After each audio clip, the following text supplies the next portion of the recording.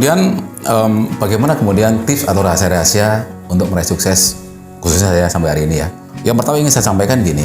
Jadi sukses itu nanti juga punya banyak beberapa parameter ya, tergantung dari mana kita akan menilainya.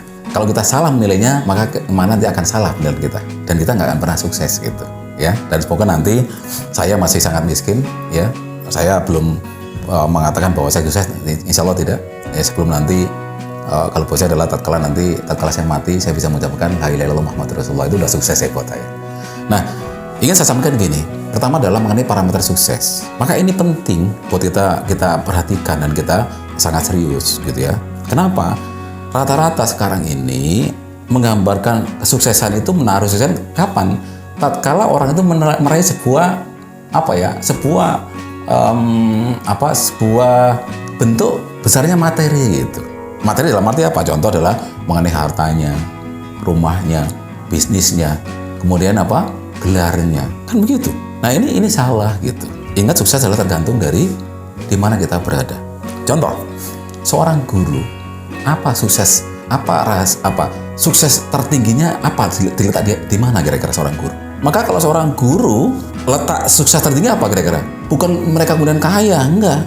Salah gitu. Kalau ingin kaya jangan jadi guru, jadi pengusaha gitu. Maka kapan guru meraih sukses tertinggi? Tatkala mampu mengantarkan anak-anak didiknya menjadi orang-orang besar. Sukses tertinggi buat seorang guru. Nah, hal ini mengingatkan saya pada satu cerita. Ya, ini bukan cerita, betul-betul ini kisah nyata. Mengenai adalah Edmund Hillary. Yaitu seorang pendaki gunung pertama yang mampu menaklukkan Mount Everest. Nah, Edmund Hillary ini waktu naik ke Everest, dia didampingi oleh siapa? Didampingi oleh penunjuk jalannya siapa? Tenzing Norgay namanya. Tenzing Norgay kalau salah. Saya mungkin tolong nanti diingetin ya. Tenzing Norgay. Nah, Tenzing Norgay ini kemudian memandu siapa? Edmund Hillary untuk apa? Untuk naik ke puncak Everest. Ya, kira-kira kalau seorang seorang guide itu kira-kira dia berjalan di depan atau di belakang kira-kira? Pasti di depan. Lalu di belakang itu bukan guide. Itu apa kira-kira? Pengikut gitu kan ya. Nah, Tenzing Norgay ini kemudian jalan di depan untuk memandu Edmund Hillary, orang kaya yang menaklukkan Everest pertama. Sehingga dia jalan terus dari bawah sampai suatu masa naik sampai di puncaknya ini dengan perlu perjuangan 10 meter sebelum masuk ke puncak. Kemudian Tenzing Norgay kemudian mundur ke belakang. Kemudian mempersilakan Bapak Edmund, Mr. Edmund, silakan Anda menapakkan kaki pertama di Mount Everest. Begitu. Nah, kemudian ini peristiwa ini kemudian dia turun, gemparlah di dunia. Ya ini ada seorang manusia pertama yang menaklukkan Everest. Siapa? Edmund Hillary. Maka ada seorang wartawan yang pintar. Dia ngomong gini, Edmund Hillary, siapa yang memandu Anda? Tenzing Norgay. Nah, dia tanya, Tenzing Norgay, Anda sebagai pemandu Edmund Hillary? Iya. Seharusnya yang menaklukkan Mount Everest itu bukan Edmund Hillary, tapi kamu. Kenapa? Kamu sebagai seorang pemandu. Harusnya kamu di depan kan? Artinya apa? Yang meraih kaki pertama adalah harusnya Bukan Edmund, tapi kamu. Apa jawaban Tenzing Norgay? Betul. Seharusnya saya yang menampakkan kaki pertama di Mount Everest. Tapi Tapi itu bukan tujuan saya. Itu bukan goal saya. Itu bukan nilai tertinggi buat saya yang saya ambil. Kenapa? Nilai tertinggi saya apa kira-kira? Mengantarkan seseorang, itu Edmund Hillary, untuk apa? Untuk meraih Mount Everest. Kopi kira-kira. Ya itu nilainya. Nah, sehingga kemudian kalau kemudian tadi dengan cerita ini bagus, ya, sehingga kita sekarang bisa belajar gitu. Kapan kita akan sukses? Bukan kemudian selalu punya. Coba nanti kalau reuni itu sekolah-sekolah, Bapak sukses, kenapa? Punya rumah mewah, pepes sawah, ya kan? Punya usaha, punya pabrik-pabrik, kan begitu? Ya, saya ini bisa jadi benar, tapi nggak terlalu bijaksana. Kenapa? Buat saya secara personal, sukses itu ada 3 hal. Yang pertama sukses dari sisi dari sisi kehidupan, kemudian dari sisi expert atau pekerjaan, yang ketiga dari sisi ruhiyahnya. Ya, satu adalah dari dari sisi kehidupan. Kehidupan artinya apa? Kehidupan sebagai seorang manusia yang hidup dengan dengan berinteraksi dengan orang lain, bertetangga, bermasyarakat, punya hubungan dengan mertua, hubungan dengan kakak adik, hubungan dengan istri dan anak. Ini harus memiliki prestasi, ya. Ini harus baik, ya. Ini harus apa? Harus apa kira-kira ya? Harus sangat memuaskan begitu. Nggak boleh kemudian cacat. Yang kedua apa? Terkait dengan prestasi dalam pekerjaan atau expert dia di mana. Maka seorang yang sukses dia akan memiliki prestasi dimanapun dia berada, termasuk di pekerjaan, ya. Bukan harus jadi manajer, enggak. Dimanapun stratanya pekerjaan dia memiliki prestasi. Itu adalah sukses dalam hal pekerjaan. Yang ketiga apa? Dari sisi ruhiyah, dari sisi spiritual. Kira-kira kita memiliki prestasi tidak ini? Ada nggak kesadaran kita dengan hubungan Allah dengan SWT? Kita ngerti nggak halal haram buat kita? Kita ngerti nggak fungsi akidah dalam kehidupan kita? Kita harus tahu ini. Kita ngerti nggak perjalanan Rasulullah SAW, sirah nabawi, sirah sahabat? Ngerti nggak kira? Kemudian peradaban Islam, peradaban dunia. Kita ngerti nggak di sini? Maka kalau kemudian hanya 1 dan 2 yang sukses, tapi ruhiyahnya nggak berhasil, mohon maaf, ini gagal. Tapi kalau kemudian sisi kehidupannya kurang masih biasa-biasa saja, kemudian kerjanya biasa-biasa saja, tapi sisi ruhiyahnya ini yang baik, yang sangat dominan, ini sukses gitu. Maka setidaknya sukses harus ada 3 hal. 1 dari sisi kehidupan, dari sisi pekerjaan, yang kedua adalah dari sisi ruhiyahnya, ibadah. Itu baru berhasil. Nah, bagaimana kemudian saya terdorong gitu ya. Ya, saya kalau kemudian sukses, insya Allah saya belum. Masih banyak yang lebih hebat lagi. Saya ya sangat miskin lah. Tapi semoga kehidupan saya memiliki arti untuk yang lain. Nah, bagaimana dengan saya? Tentu kalau saya sukses bagaimana? Kita harus memiliki sebuah visi dan misi. Misi-visi kita apa? Visi kita adalah sesuatu yang akan kita raih. Misi adalah sesuatu yang kita jalankan. Maka visi-misi kita harus ada. Coba di status WA saya, apa ngomongnya? Status saya apa kira-kira? Hidup harus punya arti. Dan mati syahid adalah sebuah cita-cita diri. Itu sebuah visi-misi itu. Itu kalau pakai bahasa sekarang, wah ini Ja'far ini radikal dan intoleran gitu kan. Itu kan. Kenapa? Ini bahaya kan itu kan. Wah gitu ya. Jadi harus memiliki visi dan misi. Ya, visi-misi kita yang paling baik apa kira-kira? Ya paling utama adalah ingat min aina limadza ila aina. Kembali kemana? Kembali kepada Allah Subhanahu wa Ta'ala. Maka apa? Visi misi kita adalah apa? Untuk Allah Subhanahu wa Ta'ala. Nah, ini sebagai apa? Sebagai medan magnet kita, sebagai tujuan utama kita. Sehingga apa?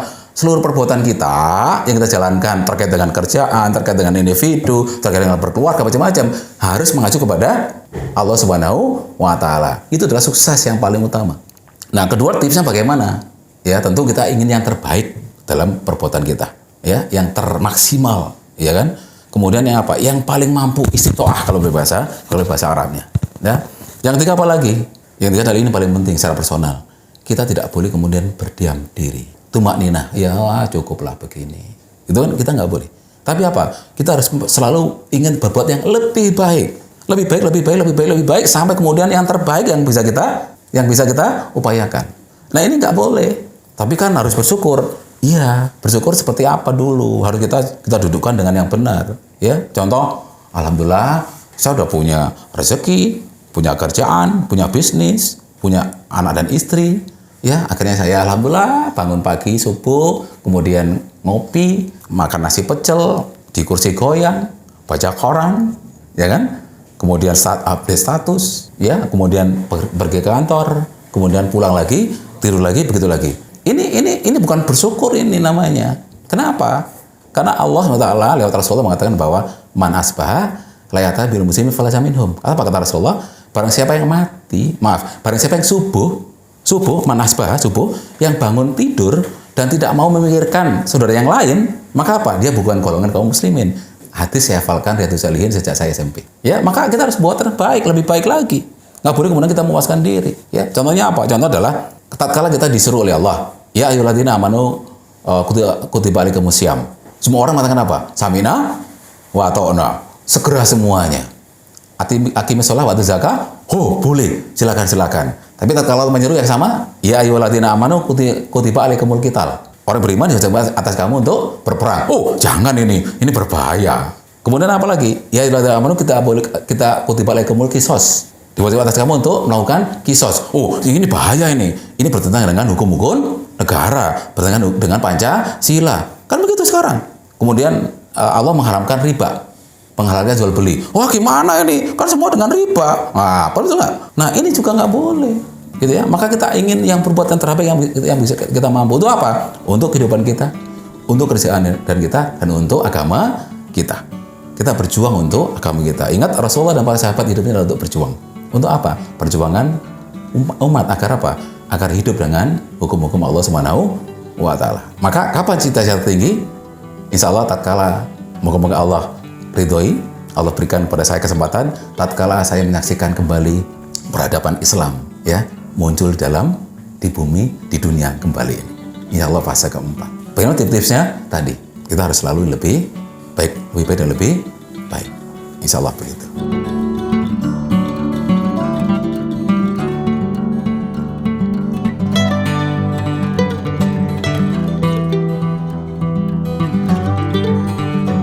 Jadi apa kemudian harapan atau cita-cita saya yang belum terkabul gitu ya. Ini juga pertanyaan yang luar biasa. Aduh susahnya ya. Jadi kalau boleh saya sampaikan gini, subhanallah ya.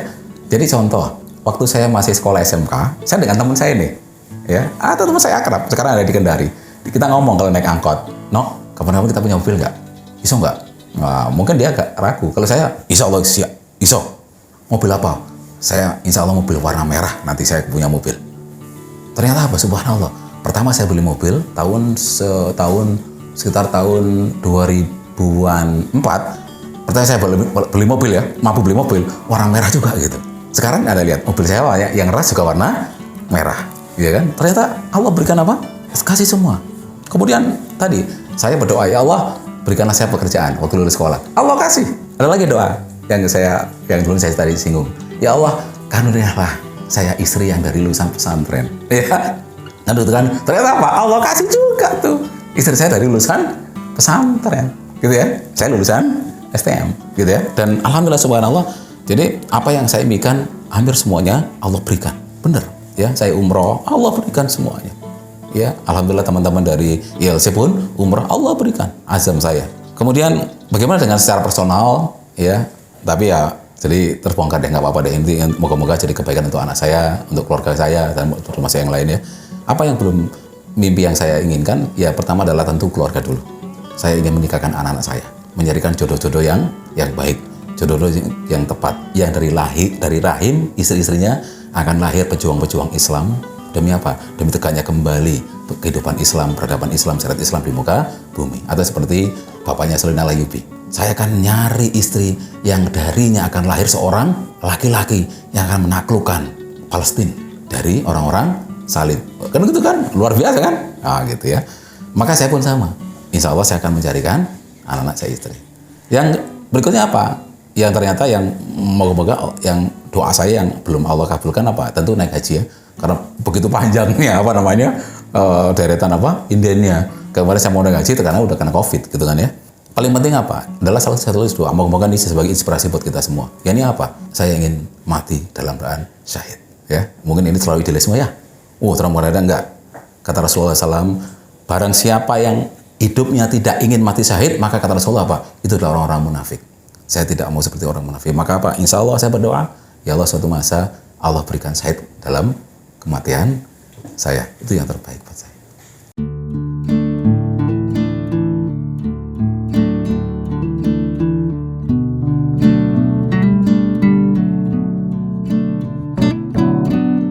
Jadi pesan secara personal saya untuk para pengusaha, kemudian juga untuk semuanya deh gitu ya.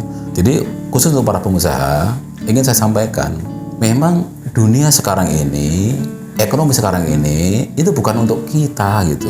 Artinya apa? Kita sebagai seorang muslim yang taat sama Allah sama Rasul. Kenapa? Buat saya katakan begitu, karena kalau kita ingin berbisnis betul-betul sesuai dengan Allah dan Rasul, itu sangat berat. Tanahnya sangat berat, likuidnya sangat berat. Kenapa? Karena ekonomi sekarang ini adalah ekonomi kapitalisme yang dibangun di atas dasar riba, non-real, gitu. Seluruh transaksi ekonomi pasti dengan riba sekarang ini. Mau lari kemana? Anda beli motor, tawarkan leasing. Beli apapun, leasing, punya proyek, cari pendanaan. Semua dengan riba. Manusia ketemu dengan bisnis jadi uang. Manusia ketemu uang jadi uang. Selalu begitu. Jadi non-realnya sangat luar biasa. Bahkan Sri Mulyani, masih ingat sekitar tahun 2007 atau berapa itu kan, dia udah mengatakan sektor non-real di Indonesia ini udah 70% dibanding dengan realnya. Artinya apa? Ribanya sudah 70%. Babel ekonomi udah gede. Nah, sehingga apa? Sehingga memang saya sampaikan, dunia ini bukan untuk kaum muslimin saat ini. Memang begitu fasenya. Nah, maka apa? Pesan saya kepada pengusaha, maka apa? Kita harus bersabar. Ya ini apa? Ingat, untuk apa sih kita berbisnis? Agar apa? Agar kita mampu memberikan nafkah untuk anak dan istri kita, untuk orang yang lain. Maka apa? Karena kita adalah memiliki tujuan mulia, maka caranya harus benar. Berbisnis itu pun harus apa? Harus sesuai dengan syariat Islam. Maka tadi saya katakan ini berat. Ya ini apa? Jangan pakai riba. Kenapa? Kalau Anda pakai riba, sehebat apapun Anda, ya Anda nggak punya nilai. Anda punya aset banyak, tapi aset Anda sekolahkan untuk mencari pinjaman, gitu. Dan hidup Anda tidak akan pernah tenang. Seperti hidup seperti kesetanan. Maka apa? Ini tantangan, ya. Kalau kemudian kan kita nggak bisa bisnis dong kalau gitu. Ini tantangan buat kita. Teguh ke hati kita untuk apa? Untuk pegang mengenai ketentuan Allah dan Rasul. Allah telah mengharamkan riba. Kita teguh nggak pegang ini? Bahwa setiap manusia itu adalah Allah akan Allah akan berikan cobaan. Sahabat cobaannya apa kira-kira? Luar biasa, lebih berat lagi, perang dan lain-lain. Sekarang kita ada perang nggak ada. Tapi cobaan apa kita? Tadi kalau yang muda-muda, dugem, fashion, pacaran, food, pengusaha, riba ini. Tapi kalau kita yakin bahwa kita akan teguh untuk memegang Allah dan Rasul halal haram dengan meninggalkan riba, insya Allah pasti berikan kemudahan. Ya, ini adalah apa? Ini adalah untuk para pengusaha. Yang kedua tentu para pengusaha. Ini apa? Hidup kita untuk apa sih? Min aina li mata'ilana. Untuk Allah Subhanahu wa taala. Maka apa? Jadilah para pengusaha-pengusaha seperti apa? Seperti Abdurrahman bin Auf yang hartanya untuk apa? Untuk perjuangan Islam, untuk kejayaan Islam, untuk dakwah Islam. Itu harus kita jalankan. Kemudian buat yang lain gimana? Tentu kita semuanya untuk seluruh kaum muslimin. Ya, maka apa? Maka kemudian seperti Allah katakan setiap Jumat, ittaqullah haqqa tuqatih wa la tamutunna illa wa antum muslimun. Kita bertakwa kepada Allah Taala. Jangan lupa apa? Kita harus malu. Untuk apa? Kalau kita tidak mau mencontoh, tidak mau memikirkan bagaimana Rasul dulu hidup. Rasulullah hidup dan para sahabat untuk apa? Untuk dakwah Islam. Ya, sehingga apa sih? Kemudian Islam tegak di Madinah. Kemudian dari Madinah, kemudian Islam berkembang kemana? Setelah Rasulullah SAW, kemudian diteruskan oleh Khulafaur Rasyidin, Abu Bakar, Umar, Utsman, dan Ali. Kemudian bergantilah fase mana? Fase Bani Umayyah di Syam. Ya, sehingga muncullah siapa? Khalifah terbaik di Bani Umayyah, Umar bin Abdul Aziz, yang hanya 2 tahun memerintah, kemakmuran tercipta di seluruh negeri kaum muslimin maupun yang lain. Kemudian berganti Bani Abbasiyah di Baghdad. Selesai munculnya apa? Munculnya adalah Khulafaur Harun al-Rasyid. Kemudian bergeser lagi sampai kemudian diserang oleh Tartar, Mongol. Ya, kemudian peradaban Islam, khilafah Islam berganti ke Bani Utsmaniyah. Salah satu apa? Takluknya Konstantinopel. Oleh siapa? Oleh Al-Fatih yang Rasulullah janjikan 700 tahun yang lalu pada saat perang Khandaq, ya, tercipta. Ya. Nah, sekarang sejak tahun 24, khilafah Islam Turki nggak ada. Sistem diganti dengan sistem demokrasi sampai hari ini kapitalisme. Sehingga apa? Hukum Islam tidak diterapkan kecuali masalah individu dan ibadah, sholat, zakat, puasa, haji. Berbuat baik boleh dijalankan, tapi hukum-hukum masalah ekonomi dan lain boleh nggak? Nggak boleh. Maka apa? Maka ini tugas kita. Ada kewajiban yang nggak bisa terlaksana dengan sempurna. Kenapa? Karena tidak ada lagi pemerintahan Islam. Itu apa? Al-Khilafah. Maka khilafah ini bukan milik golongan tertentu. Saya sejak SMP, buku-buku yang saya baca dari mana? Dari bapak saya, dari kakak saya sudah ada mengenai khilafah. Ini bukan barang baru buat saya. Maka kalau sekarang diklaim oleh Hizbut Tahrir, itu bukan milik Hizbut Tahrir, milik kaum muslimin termasuk saya. Ya, maka apa? Maka kemudian apa pesan saya buat generasi muda?